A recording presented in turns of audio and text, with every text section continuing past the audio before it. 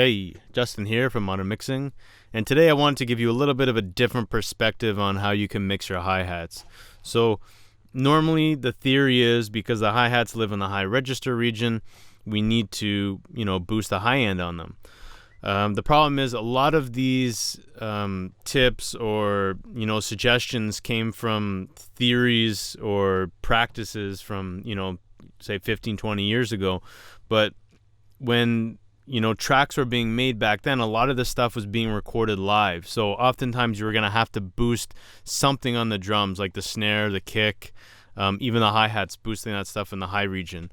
But now in the last 10, 15 years, almost everything's become program based as far as producers and engineers working out of home studios. So oftentimes they don't have access to, record live drums, so they're programming their stuff. And a lot of the samples that we're using now, they've already come filtered or processed.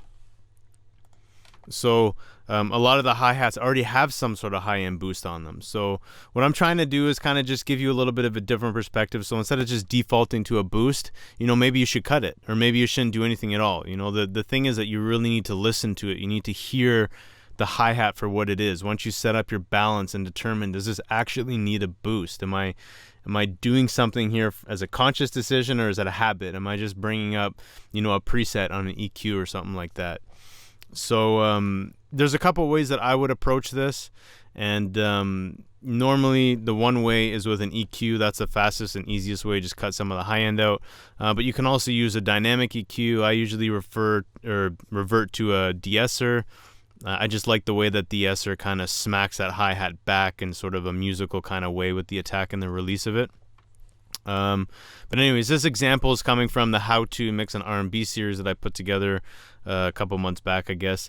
And so yeah, if people have already seen that series, then they're probably familiar with this particular part in the track. If you haven't seen that series and you want to, go watch it, it's free. Just click the link below, and then it'll take you to, the instructions of how to watch it and all that stuff.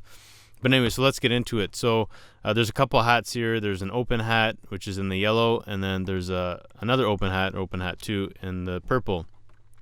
So the first plugin we can try to use is an EQ. This is probably the first thing that I would go to and just kind of test it out and get a feel for the frequency regions that I don't like. 9 times out of 10, I'll probably use a shelving filter, just setting a gradual slope, with the Q, and then just kind of moving it around until I like what it sounds. Sometimes you just have to get those really high frequencies like 16, 17 and just pull a little bit out, and that usually does a job. Or you might have to come down a little bit further, but that's for your experimentation. Another thing I like to try is the peak filter. So sometimes there's just an annoying harsh frequency in the the upper mids, between say 6 to 8 kilohertz, and you just need to use a peak filter and just kind of poke that one frequency out, and then just kind of move it around until the hat becomes a little bit more audible. It's less piercing, fits better in the mix. But again, my usual choice is the DeEsser. I like that. I just set this up like a high shelving filter, so it's only taking out the high frequencies once they pass that threshold. And the same thing like the EQ, just play around with the the frequency until you like what you hear. So we'll play this example. I'll turn off the DeEssers and then I'll turn them on, and then you'll sort of hear what it's doing, and I'll kind of explain what I was hearing, what I was listening to. What you do in and out, just assuming that I'm like all the other men, that we're all more or less the same, no different. How can I convince?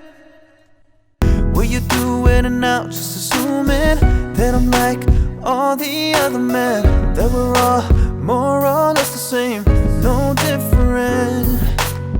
How can I convince you otherwise? So yeah, so you can see that without the de-essing, it wasn't ridiculously crazy, like as far as the high-end harshness, but my problem was that I felt that the hi-hats were poking out just a bit too much, and then they were kind of overlapping with the vocals. Now, the thing is, it wasn't just a fader issue. I couldn't just pull the fader down, because what happens is that the hi-hat would kind of fall too far back in the mix, and these hi-hats were sort of designed to be somewhat of a focal point, but not overpower the vocals.